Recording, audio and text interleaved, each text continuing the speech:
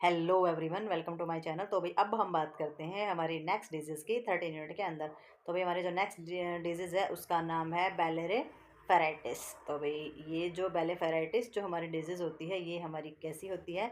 तो डेफिनेशन के अंदर इन्होंने बताया it is an inflammatory reaction of the eyelid margin cause by bacteria और सबोरिक स्किन कंडीशन। तो ये हमारी क्या होती है, जो हमारी आईलिड मार्जन जहाँ पर होता है ना वहाँ पर इन्फ्लेमेटरी यानी कि वहाँ पर पाई जाती है सूजन।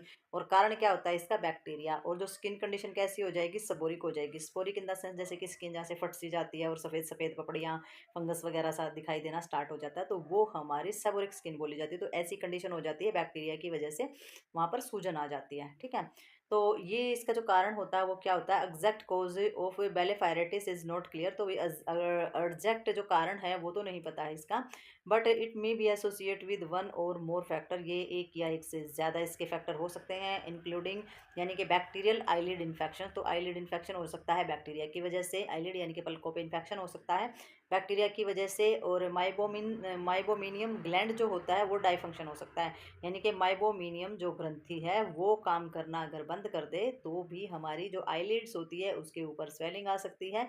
और ज़्यादातर तो फिर ये बैक्टीरिया की वजह से ही देखने को मिलता है, सबोरिक स्किन जो होती है वो वहाँ पर हमारी हो सकती है। ठीक है, तो वही नेक्स्ट देखते हैं हम इसके अंदर। तो भाई हमारे और भी इसके अंदर रीज़न है पहले फायराइटिस के। तो इसमें हमारा जो रीज़न है सबसे पहले ड्राई आइज़। तो अब इसमें आंखों का सूखा हो जाना, पैरासाइटिस यानी कि जो जीवाणु वगैरह है उनकी वजह से भी हो सकता है। फंगल आईलिड इन्फेक्शंस, ठीक है, तो फंगस इन्फेक्शन हो सकता है आईलिड्स के हमारे ऊपर, यानी कि पलकें जो होती हैं उनके ऊपर। और आईलेसिस माइट ऑफ लाइसिस, तो वही जो हमारी आईलेसिस होती है उनके ऊपर जीव या फिर जुएँ वगैरह जिनको हम जमजूम बोलते हैं, तो इस तरीके की प्रॉब्लम्स में भी हो सकता है। कोलेस्ड of the malfunction oil glands in your eyelids, eyelids के जो हमारे ऑयल को का सेक्रेशंस करने वाले जो ग्लैंड्स होते हैं अगर उनका काम करना कम हो जाता है तो भी इस तरीके की दिक्कत हमारी आ सकती है। और रोसेसा के अंदर स्किन कंडीशन जो होती है इसमें क्या विशेषता होती है, इसमें जो फेशियल्स होता है यानी कि फेस जो होता है उस पर रेडनेस आनी स्टार्ट हो जाती है। ठीक है, तो ये हमारी सारी चीज़ें रहती हैं। इसमें हमारी एलर्जी होना इंक्लूड, सारी की सारी एलर्जिक रिएक्शन इसके अंदर शामिल होते हैं, उनकी वजह से हो सकती है। और आई की जो दवाइयाँ होती हैं आइज़ मेडिकेशंस की वजह से हो सकता है। कॉन्टैक्ट लेस ये हमारे लेंस जो होते हैं वो लगाए जाते हैं उसकी वजह से हो सकता है, या फिर आई का जो आप मेकअप करते हैं उसकी वजह से हमारी ये प्रॉब्लम क्रिएट हो सकती है। ठीक है, और सेबोरिक जो हमारी होती है डियरमेटिस यानी कि डर्मेटिस, जो हमारी सबोरिक जो प्रॉब्लम होती है हमारी स्किन की, वो उसमें भी जैसे कि डैंड्रफ हो गया, अगर आपके स्कैल्प पे डैंड्रफ है या फिर आईब्रोज पे डैंड्रफ है तो ये भी हमारी आईलिड्स के अंदर इन्फ्लेमेटरी करने में सहायक हो सकती है, इन्फेक्शन कर सकती हैं। ठीक है, क्लिनिकल मैनिफेस्टेशंस के अंदर हम चीज़ें देखेंगे। Possible recurrent stay of upper and lower lead और बोथ। तो सबसे पहले आपने देखना है कि वही जो हमारी जो आईलिड्स हैं ऊपर वाले हिस्से और नीचे वाले हिस्सों पर अगर किसी प्रकार की जो सूजन वगैरह अगर होगी, जिसको गूंदनी वगैरह हम बोलते हैं, फुंसी वगैरह अगर हो जाती है तो वो देखेंगे आप दोनों पे।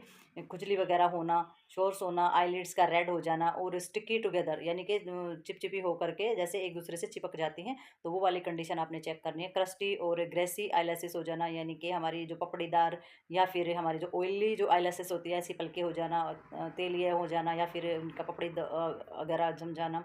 तो अगर स्वेलिंग आईलिड्स से मार्जिन, ये भी आपने देखना है कि आईलिड्स के ऊपर सूजन वगैरह ये चेक करना है। वाटरी आइज हो जाना, आंखों से पानी आना। ठीक है, अबनॉर्मल आईलेसिस जो ग्रोथ होती है, या तो अबनॉर्मल ग्रोथ हो जाएगी या फिर उसमें क्या होगा, आईलेसिस जैसी केस से तो आईलेसिस का लॉस हो जाएगा, या तो पलकें झड़ जाएंगी या फिर पलकों का अबनॉर्मल ग्रोथ होनी स्टार्ट हो जाएगी। आंखों में रेडनेस भी हो सकती है, इरिटेशंस जलन भी हो सकती है। ठीक है, और जलन महसूस होगी और gritty sensation of your eyes, और आइज के अंदर जो है किरकिरापन जो होता है वो महसूस होगा। ठीक है, तो भारीपन और किरकिरापन भी इसके अंदर महसूस होगा और जलन भी महसूस हो सकती है। और इसमें जो कॉन्टैक्ट लेंस वगैरह जो होते हैं वो अनकंफर्टेबल हुई है, तो वो जो कॉन्टैक्ट लेंस जो पहने जाते हैं तो उसके अंदर असुविधा जो है वो महसूस होगी। फेरिपेंट ब्लिंकिंग यानी कि बार बार पलके जो है वो झपकेंगी। ठीक है, और फ्लैंकिंग हमारी इसके अंदर हो जाती है। तो पलके तो इसमें झपकती ही हैं, और इसके अंदर फोटोफोबिया की प्रॉब्लम्स भी हमारी इसके अंदर आ जाती है।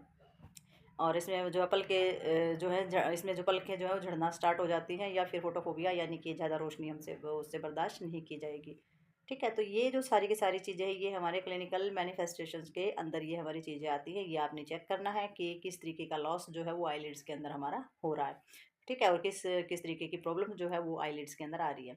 अगर मैनेजमेंट में अगर हम देखें तो मैनेजमेंट के अंदर नर्सिंग मैनेजमेंट जो होती है, mild case treated with the eyelids margin curve at least once daily. तो इसमें बताया गया है कि जो हल्का फुल्का जो केस होता है उसमें जो इलाज किया जाता है तो आईलिड्स को कम से कम दिन में एक बार स्कर्व जरूर किया जाता है।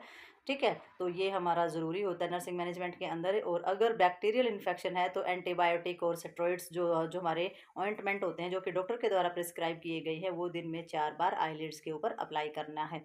ठीक है, तो इसमें क्या होता है, जब आप स्क्रब करेंगे तो जो डेड स्किन है वो निकल जाएगी, फिर उसके ऊपर ऑइंटमेंट लगाया जाता है ताकि जो रिकवरी है वो अच्छे से और जल्दी हो सके और हाइजीनिक रह सके। तो आपने टीच करना है पेशेंट को कि आईलिड को स्क्रब करे, और जो कॉटन स्वैब है, जो हमारी जो रुई होती है वो थोड़ी सी रुई ली जाती है, तो स्वैब होता है उसके द्वारा रिमूव किया जाए, हमारी जो पलके होती है उनको रिमूव किया जाता है अच्छे तरीके से। तो रिमूव करने के बाद उसके ऊपर फिर ऑइंटमेंट अप्लाई किया जाता है कॉटन स्वैब के द्वारा। और जैसे कि डायरेक्टेड, यानी कि जिस तरीके से डायरेक्शन बताई गई है, जिस तरीके से निर्देश दिए गए हैं, उसी तरीके से आपने पूरी की पूरी जो आईलिड्स होती हैं जो हमारी, उसको अच्छे तरीके से साफ करना है।